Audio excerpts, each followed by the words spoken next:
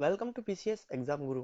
तो दोस्तों, जैसा कि हम अपने पिछले भाग में देख चुके हैं कि किस प्रकार मध्य एशिया में प्रसारवादी नीति के तहत अनेक राज्यों की स्थापना हुई, किस प्रकार उनका उदय हुआ।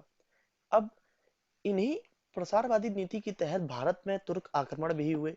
तो इस वीडियो में हम देखने वाले हैं भारत में तुर्क आक्रमण, पहला कौन सा तुर्क आक्रमण हुआ, इसके बारे में देखेंगे, चर्चा करेंगे। उससे पहले एक महत्वपूर्ण बात यह है कि अगर आप किसी भी पीएससी या पीसीएस की तैयारी कर रहे हैं तो दोस्तों, इसको आप कंटिन्यू ही रखिए।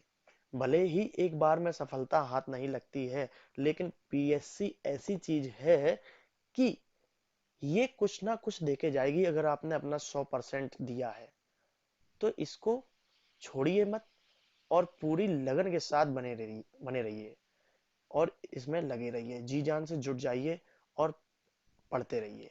आइए देखते हैं कि भारत में तुर्क आक्रमण,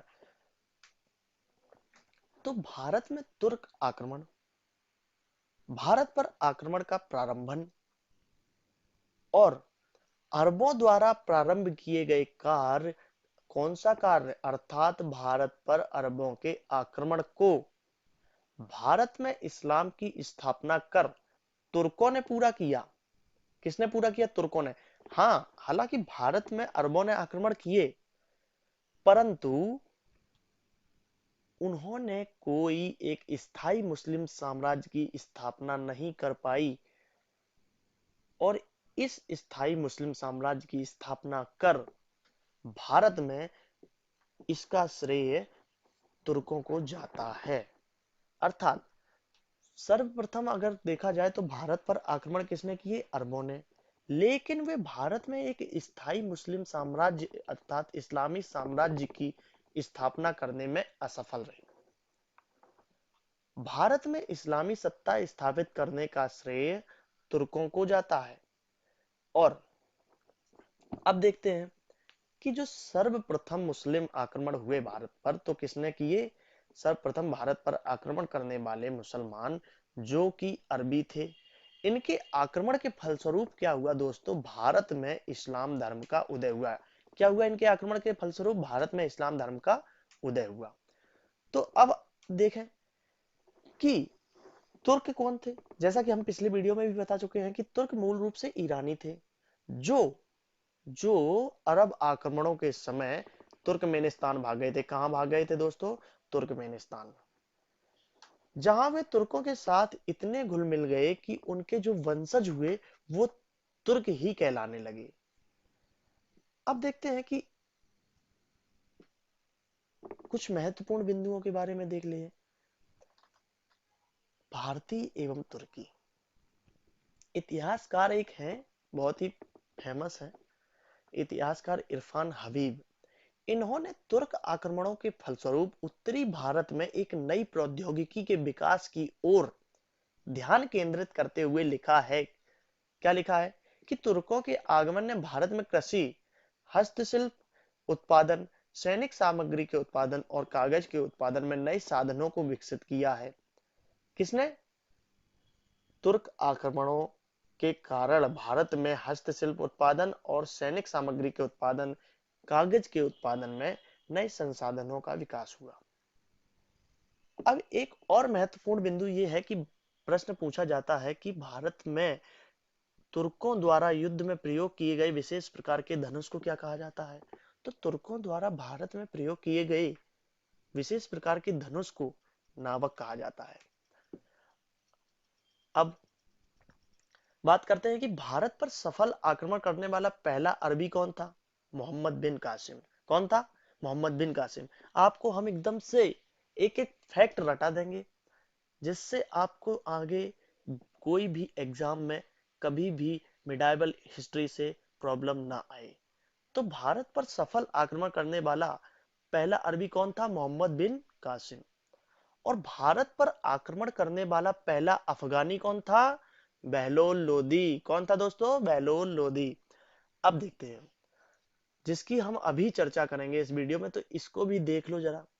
जो भारत पर आक्रमण करने वाला प्रथम तुर्की है, तो उसमें प्रथम तुर्की में किसका नाम आता है? सुबुक्तगीन का। किसका? सुबुक्तगीन का। इसने 977 ईस्वी में राज्यारोहण के दौरान ही भारत पर आक्रमण कर दिए। अब देखते हैं भारत में तुर्की सुल्तानों का आगमन और उनका क्रम। तो सुबुक्तगीन पहला तुर्की सुल्तान था जिसने पहली बार भारत पर आक्रमण किया। कब किया? 977 ईस्वी में। ध्यान देना दोस्तों, जब इसने आक्रमण किया इसी सन में इसका राज्याभिषेक भी हुआ था। अब इसके बाद कौन आएगा? महमूद गजनबी, जो कि इसका ही बेटा है। कौन है? महमूद गजनबी। ये कब आएगा? 998 से 1030 ईस्वी के बीच में। उसके बाद में आएगा सिहाबुद्दीन मोहम्मद गौरी, या फिर मोहम्मद गौरी कह लीजिए। तो ये कब आएगा? 1173 से 1208 ईस्वी के बीच में। अब देखते हैं कि अलप्तगीन के बारे में। पहले जड़ को पढ़ते हैं फिर तने को पढ़ते हैं। पहले जड़ देख लेते हैं कि सुबुक्तगीन की जड़ क्या थी जिससे उसे राज्य मिला। अब देखो, अलप्तगीन कौन था? सामानी सूबेदार, अर्थात पहले भी हम आपको बता चुके हैं कि जो सामानी थे वो तुर्क कबीलों से बराबर युद्ध कर रहे थे। वही सामानी सूबेदारों में एक तुर्क गुलाम था जिसका नाम क्या था? अलप्तगीन। तो अलप्तगीन कौन था? सामानी सूबेदारों में एक तुर्क गुलाम अलप्तगीन था। कालांतर में उसने एक नया स्वतंत्र राज्य खड़ा कर लिया। जैसा कि हम पिछले वीडियो में भी देख चुके हैं दोस्तों कि अनेक सूबेदारों, सैनिकों के विद्रोह ने अलग अलग नए नए राज्यों को पैदा किया और मिटते चले गए, लेकिन इसने भी एक नया राज्य खड़ा कर लिया, स्वतंत्र राज्य, किसी के आधिपत्य में नहीं रहा। इसने अपनी राजधानी काबुल से पश्चिम में स्थित गजना या गजनी प्रदेश को बनाया। अब इस अलप्तगीन ने 1700 गुलामों की, कितने? 1700 गुलामों की एक सैनिक टुकड़ी बनाई जिसमें सुबुक्तगीन भी था। कौन था? सुबुक्तगीन। इसमें सुबुक्तगीन भी था। और अलप्तगीन ने स्वतंत्र राज्य की स्थापना कब की? 963 ईस्वी में। इसके 7 साल बाद इसकी मृत्यु हो जाएगी। 7 क्या, लगभग में 13 साल कह लीजिए, 7 साल तो कम है। तो 13 साल बाद इसकी मृत्यु होगी। और कब होगी वो हम बाद में देखेंगे। तो इसने अलप्तगीन ने स्वतंत्र तुर्की साम्राज्य की स्थापना कब की दोस्तों? 963 ईस्वी में। और इसने अपनी राजधानी कहां बनाई? गजना, यानी कि गजनी प्रदेश। अब देखते हैं अलप्तगीन को किस वंश का अनुयायी था। तो अलप्तगीन यामिनी वंश का अनुयायी था। ध्यान देना दोस्तों, ये यामिनी वंश याद रखना है, आगे भी आएगा जब हम गजनी के बारे में पढ़ेंगे या फिर मोहम्मद गजनबी कह लीजिए उसके बारे में पढ़ेंगे, तब भी ये वंश काम आएगा। तो अलप्तगीन यामिनी वंश का अनुयायी था। अब देखते हैं कि सुबुक्तगीन कैसे पिक्चर में सामने आता है, किस प्रकार उसने राज्य में अपना हस्तक्षेप दिया, किस प्रकार वह गद्दी पर बैठा। तो देखो, जो अलप्तगीन था, सुबुक्तगीन उसी का दामाद था। सुबुक्तगीन किसका दामाद था? अलप्तगीन का। इसने, सुबुक्तगीन ने क्या किया? अपने पिता कह लीजिए या ससुर कह लीजिए, इनका वंश जो था यामिनी वंश, इसका अंत कर दिया और सत्ता को हथिया लिया। अब 977 ईस्वी में दोस्तों ये तुर्कमेनिस्तान का शासक बना। कौन बना? सुबुक्तगीन। इसने गजनी को अपनी राजधानी बनाया। कब बनाया? 977 ईस्वी में। अब राज्यारोहण के दौरान ही, अर्थात तख्त पर आसीन होने के साथ ही, इसने भारत की ओर आक्रमण करने के लिए एक दिमाग लगाया और इसने आक्रमण कर दिया। कब कर दिया? 977 ईस्वी में। किसके विरुद्ध किया? जो भारत में ब्राह्मण वंश यानी कि हिंदू शाही राजवंश था, उसके शासक जयपाल शाही के विरुद्ध इसने 977 ईस्वी में संघर्ष छेड़ दिया। हालांकि इस संघर्ष का कोई निश्चित परिणाम प्राप्त नहीं हो सका, लेकिन आक्रमणों का दौर प्रारंभ होता है सुबुक्तगीन के आक्रमण से।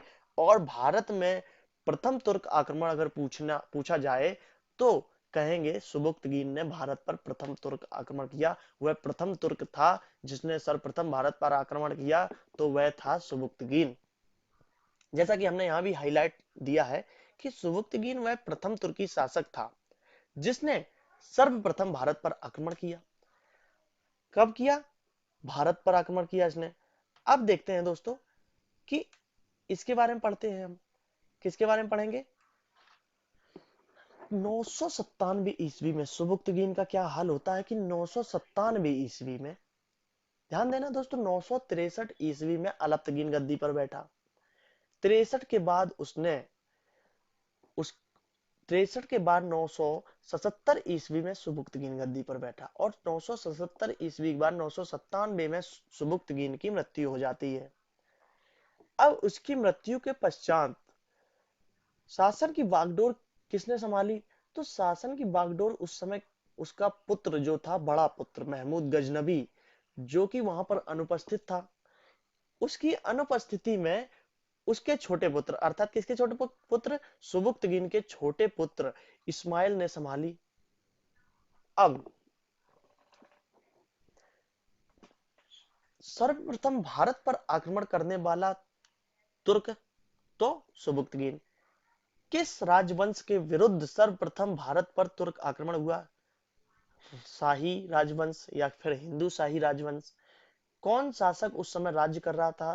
तो जयपाल शाही।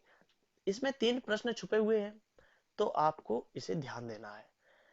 अब हम देखते हैं, अगले वीडियो में देखेंगे कि किस प्रकार महमूद गजनबी राजा बना और वह कौन था, किस प्रकार उसने अपने छोटे भाई की हत्या कर दी और उससे सिंहासन को छीनकर खुद स्वयं सुल्तान बन गया, और उसने भारत पर आक्रमण क्यों किया, किससे प्रेरित होकर भारत पर उसने आक्रमण किए। इस सब को हम अपने अगले वीडियो में देखेंगे। तब तक के लिए धन्यवाद। चैनल को सब्सक्राइब कीजिए, लाइक शेयर एंड कमेंट्स कीजिए। आपका सपोर्ट हमें आगे भी पढ़ाने का और अच्छा मौका देगा, हम आपको और अच्छे से पढ़ा सकेंगे। Thank you, thanks for watching.